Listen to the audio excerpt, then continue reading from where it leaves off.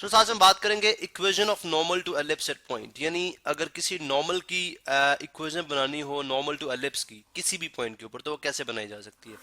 अगर यहाँ पे मैं एलिप्स को कॉपी करूँ, लेट से ये अगर मेरे पास एलिप्स है, ठीक है, यानी यहाँ पे मैंने एलिप्स को ड्रॉ किया या पेस्ट कर दिया।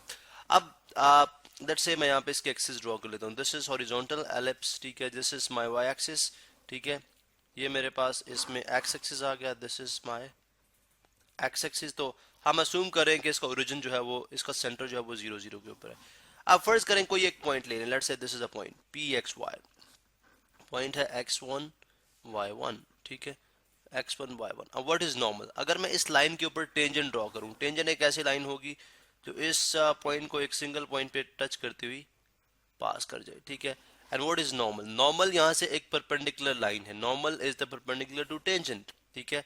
अगर मैं यहाँ पे इस लाइन के ऊपर एक परपेंडिकुलर ड्रॉ करूँ, ठीक है, सो ये परपेंडिकुलर कहलाएगा नॉर्मल, ठीक है। अगर मैं यहाँ पे परपेंडिकुलर ड्रॉ करूँ, ठीक है, तो ये परपेंडिकुलर कहलाएगा नॉर्मल, ठीक है। This is normal to this tangent. मुझे इसकी इक्वेशन फाइंड आउट करनी है। डेफिनेटली इसकी इक्वेशन अगर मैं फाइंड आउट करना चाहता हूँ तो पॉइंट तो चलो मौजूद है, because this is the point, लेकिन इसकी स्लोप क्या है, what is the slope of this line.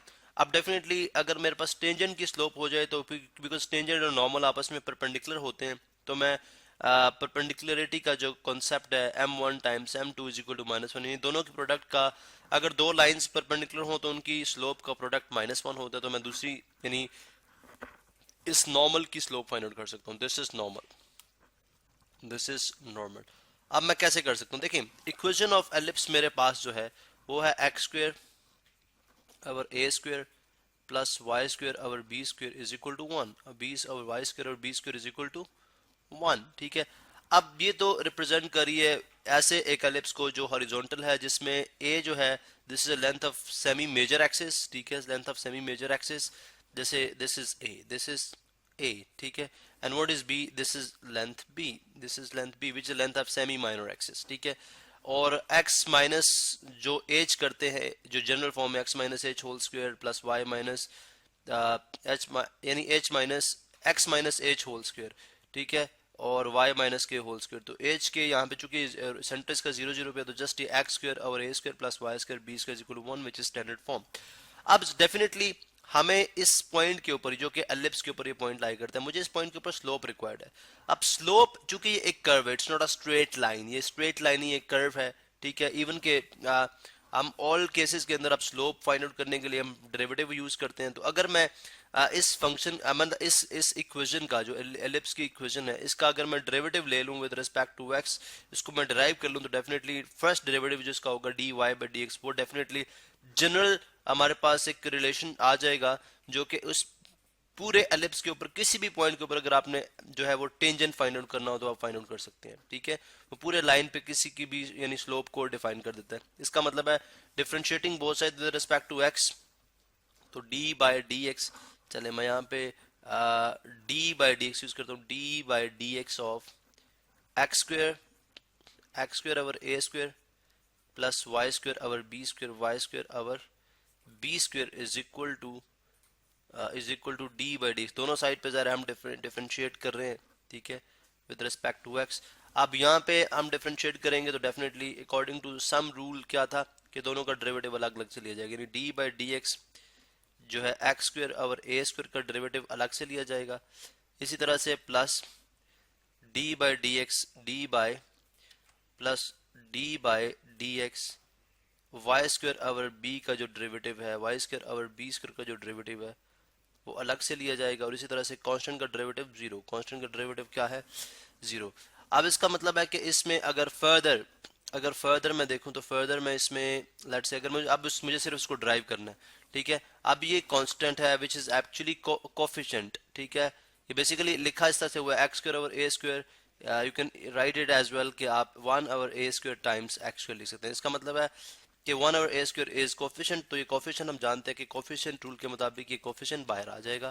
That means कि 1 ओवर ए स्क्वायर, ठीक है, और हम डेरिवेटिव ले लेंगे सिर्फ एक्स स्क्वायर का, d by d x of x square, ठीक है, एंड प्लस इसी तरह से 1 ओवर बी स्क्वायर भी कोफिशिएंट है, ये बाहर आ जाएगा, और d by d x of y square, ठीक है, y square. Is equal to zero. अब हम ये भी जानते हैं कि यहाँ पे पावर फार्मूला अप्लाई होगा एक्स की पावर एन। एक्स की पावर एन किसके इक्वल होता है? डेफिनेटली यानी d by d x of x की पावर एन किसके इक्वल हो जाएगा? ये इक्वल हो जाएगा एन एक्स की power n minus one and then without power d by d x by, because ये कंपोजिट फंक्शन है, बिकॉज विदाउट यानी विदाउट पावर भी एक फंक्शन ही है ऑफ कोर्स।